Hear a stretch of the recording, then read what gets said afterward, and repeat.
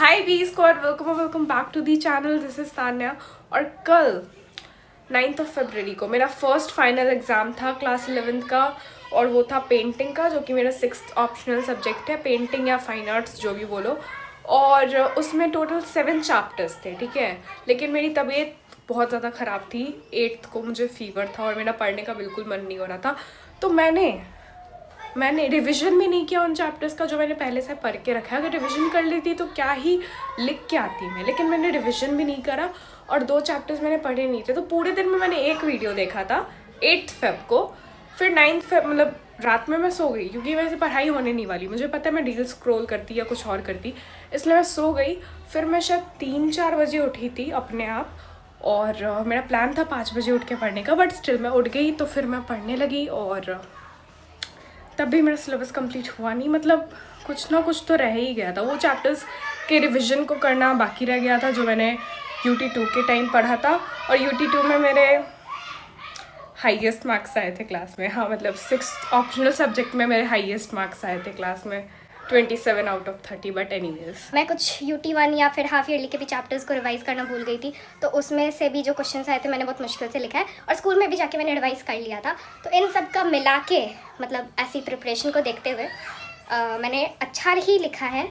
और देखते कितने मार्क्स आते हैं। So guys, this is my question paper. और जब मेरा क्वेश्चन पेपर हो गया था पूरे 1 घंटे पहले, तो मैं ये कर रही थी।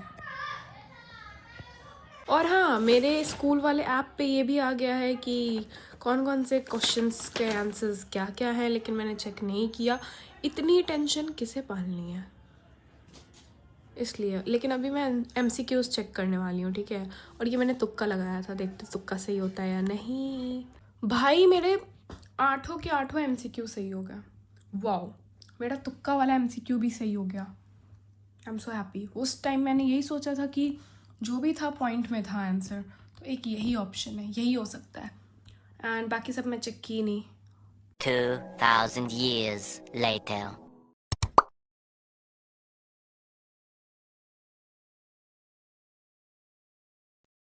Hi guys, this is Tanya and tomorrow is my BST का फाइनल एग्ज़ाम। मैंने 4 चैप्टर्स पढ़े हैं और उन चारों को भी रिवाइज करना है, और बाकी 6 चैप्टर्स वो मैंने कभी नहीं पढ़े हैं।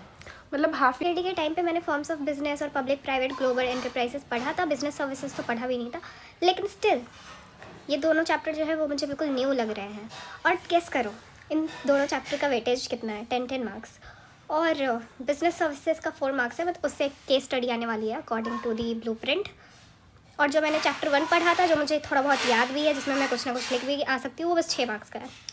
और अगर हम आते हैं टर्म 2 के सिलेबस पे, तो जो 2 चैप्टर्स मैंने अच्छे से पढ़े थे अपनी UT2 के टाइम, जिसकी वजह से मेरे 35 आउट ऑफ 40 आए थे इन माई UT2 एग्ज़ाम्स, वो दोनों चैप्टर मिला के 10 मार्क्स के, 5 मार्क्स ईच। और वो भी मुझे रिवाइज करना है, वरना मैं नहीं लिख पाऊँगी एग्ज़ाम में। और सोर्सेस ऑफ बिजनेस फाइनेंस मैंने थोड़ा सा ही पढ़ा था, वो भी मेरे UT2 में आया था, एंड वहीं पे मेरे मार्क्स भी कटे हैं 5 मार्क्स UT2 एग्ज़ाम्स में, लेकिन वो 10 मार्क्स का है। उसके नेक्स्ट वाला चैप्टर स्मॉल बिजनेस, जो मैंने कभी नहीं पढ़ा, वो भी 10 मार्क्स का है। तो मुझे मेरे पहले वाला फ़िल्टर नहीं मिल रहा है, ठीक है। और देखो ये अपने चैनल के नेम के साथ भी अच्छा जा रहा है।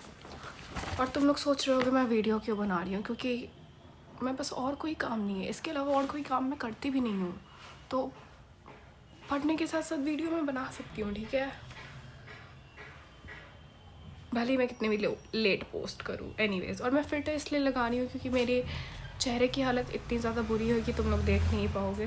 और अरे यार, अच्छा वो बात बता। नहीं, हमको नहीं जानना। बोलते गेट क्यों लगाते, इसलिए गेट लगाते हैं हम हमेशा।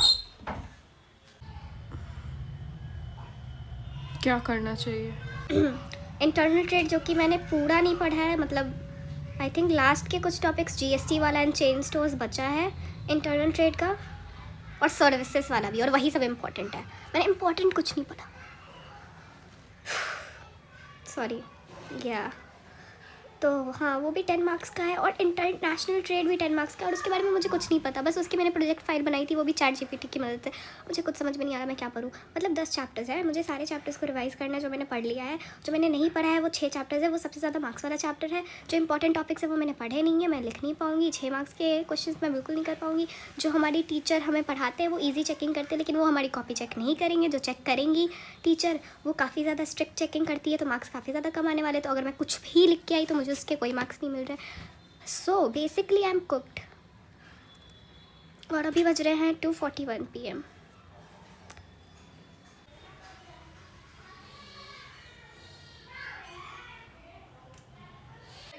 रात के 10 बजने में बस 5 घंटे और 24 मिनट बचे हैं, और मैं चाहती हूँ तब तक मेरा मोस्ट ऑफ द सिलेबस हो जाए। देखते क्या होता है। चलो अब मैं तुमसे मिलती हूँ पढ़ाई के बाद। मैं से नहीं हो रही पढ़ाई।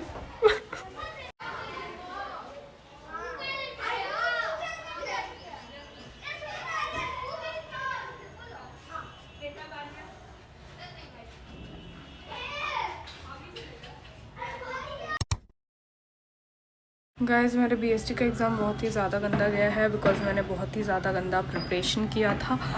तो मुझे खुद से कोई एक्सपेक्टेशन नहीं है। जो चैप्टर्स मैंने पढ़े भी थे UT2 के टाइम, वो चैप्टर्स भी मैं रिवाइज़ करके नहीं गई थी, एंड इस वजह से बहुत गंदा लिख के आई हूँ मैं, बहुत ज़्यादा गंदा लिख के आई हूँ। मतलब मुझे कोई एक्सपेक्टेशन नहीं है। एंड सुबह को अगर मैं रिवाइज़ नहीं करती, जो मैंने किया आज सुबह में अपने ऑटो में भी, तो शायद मैं पास भी नहीं हो पाती।